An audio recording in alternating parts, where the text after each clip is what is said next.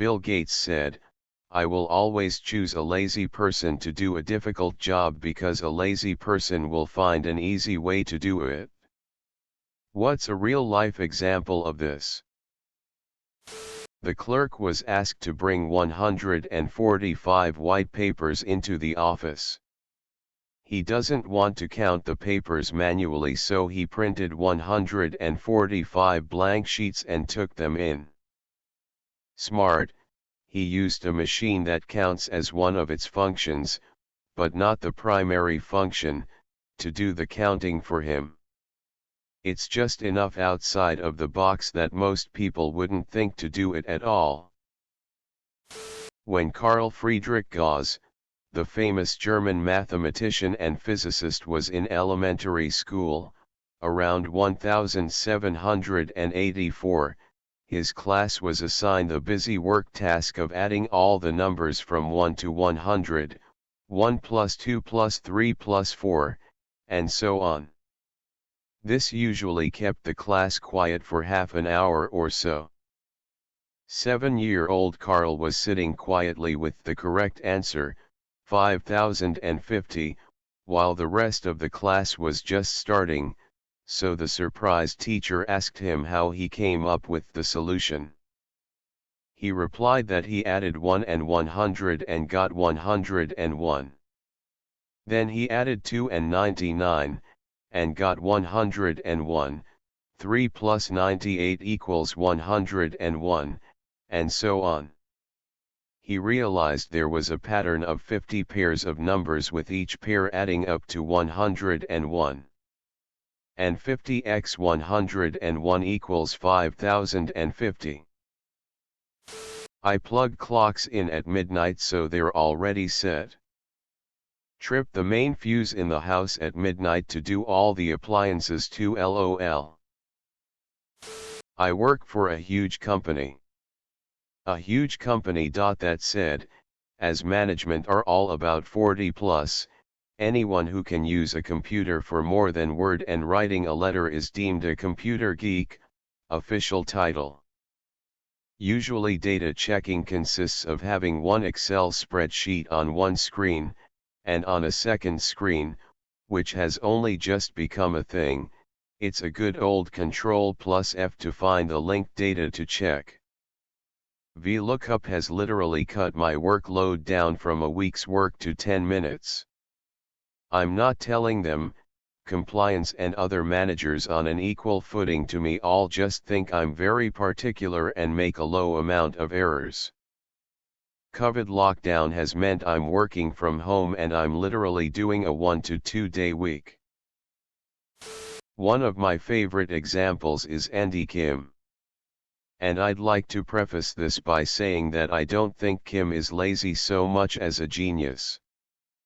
Andrew Yue Kim was a singer/songwriter who became famous under the stage name Andy Kim. He achieved success writing songs for bands like the Archies, possibly most notably Sugar, Sugar. After his success he coasted for a while until his record label dropped him for lack of output. At that point he created his own label and cranked out hits like Rock Me Gently. When they saw this, the big record labels then bought his label under the assumption that they would then profit off of the songs he wrote and performed. He then very shortly stopped writing songs and largely lived off the sale of his label. Work smarter, not harder. When I was in college I had a job at an Italian fast food place with a reputation for its breadsticks. They came in frozen and needed a bit to thaw, so we'd take a giant 3x 4 feet aluminum baking sheet, spread them out in a single layer with no spaces and cover it with a plastic bag, then leave it sit in the walk-in overnight.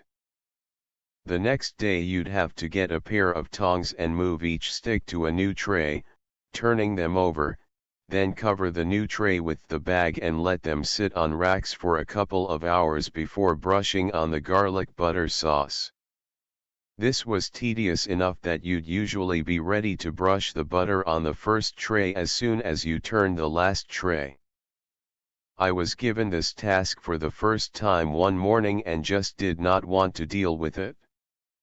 I realized if I put the second tray upside down on top of the first one, then turned it over and took the first tray out, I got exactly the same results. Blew the boss's mind when I did the 3-hour job in about 15 minutes. I was given a $0.05/hour raise. I knew a guy who had a low-level data/reporting job. He had several daily/weekly work responsibilities, including a bunch of reports that needed quite a bit of tweaking from raw data to finished product. But like I said, low level. We didn't find out until way later, but he had set up macros for each of his major responsibilities where he could. Once set up, he'd just run the macros to do his work, but then he'd, smartly, hold off on delivering the reports until just a little before the deadlines. He'd hit every assignment and was seen as reliable. He also would complain about the workload so people would leave him with that work. I doubt he did a full hour of work a day after he set up what he did. Eventually he left the job for one with better pay. But damn, did he work lazy. Also, he was smart not to reveal until the end, because had he told them about it he would have gotten a pat on the back and would have been given a whole other workload, on top of maintaining those macros/etc. Dude milked the job, not the other way around. This is a case of ask a lazy person for a solution to handling their work. I got sent out to California on a fact-finding mission about the marijuana growing industry, years ago, to see if there was a market for the sort of A&C work we do, automation and controls. I set up meetings with some of the local growers and met with them, discussed their outdoor grow operations. Their biggest complaint was having to go to the grow sites to do various tasks associated with maintaining the crop. I asked them, if we could provide a system that could allow you to manage those operations remotely from home, would you be interested in buying it? Every single guy was like, fuck yeah, if I can do it from bed while smoking a spliff I'd be totally on board for that, that's like my dream come true. So it turns out some of the automation that was developed for that industry was marketed to the inherent laziness of stoners who have an entrepreneurial spirit. My ex-boss gave me an Excel sheet. 124.000 rows Excel sheet. Had all the company customer data per row, twice. In some of those duplicates there was an error. She needed me to go over the list one row by row to check for mistakes and mark all the faulty entries I could find. Through 124.000 rows. She wanted me to do that using the arrow down key and my mouse. I thanked her. I sat down. Invested half an hour into Google. Copy-pasted some parts of this formula, then some parts of that. Finally I had figured out the formula. I double-clicked the tiny rectangle so that the formula gets applied on all rows. Worked like a charm. I stood up, got myself a coffee, talked to some colleagues. Then I went to my boss. She had anticipated that I would need 3 days for this task. When I was back less than an hour later, she thought I hadn't understood the task or maybe a follow-up question. I will never forget the expression on her face when I told her I was done. There were 6 faulty entries. A year and a half later I enrolled into computer science at university where I will finish my undergrad this summer. My brother gave my oldest nephew $10 a week if he did all his chores without needing to be told or complaining. One day he gets home early from work and sees the neighbor kid tossing a bag in the trash. He asks him what he is doing and the kid says he gets $5 a week to take care of a few chores. My nephew outsourced his chores. I tried doing that as a kid and got a slap on the back of the head. It was just my dad and I. We both hated doing the dishes, so they would stockpile. It got to the point where he offered to pay me $20 just to do them. Before I got around to it, we went down the road to my aunt's. I ended up offering my cousin $10 if he would come over and do the dishes. He accepted. I wasn't allowed to do that again. Outsourcing and child labor? This kid's destined to be a Nike CEO one day. I don't know if this is a true story, but kind of fits your request.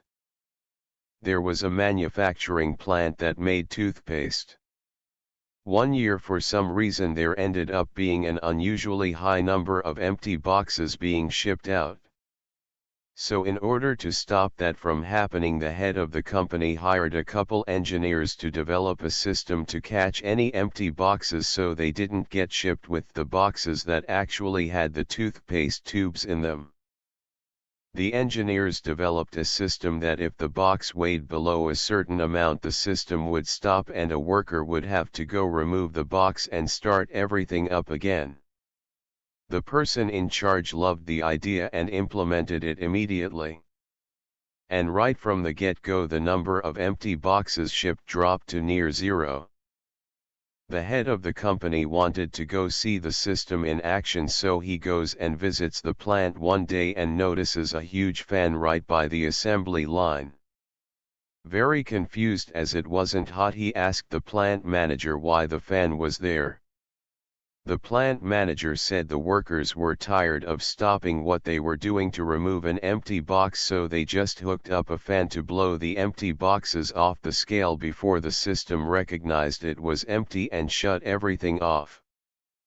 So laziness led to a more efficient, and cost-effective, plan.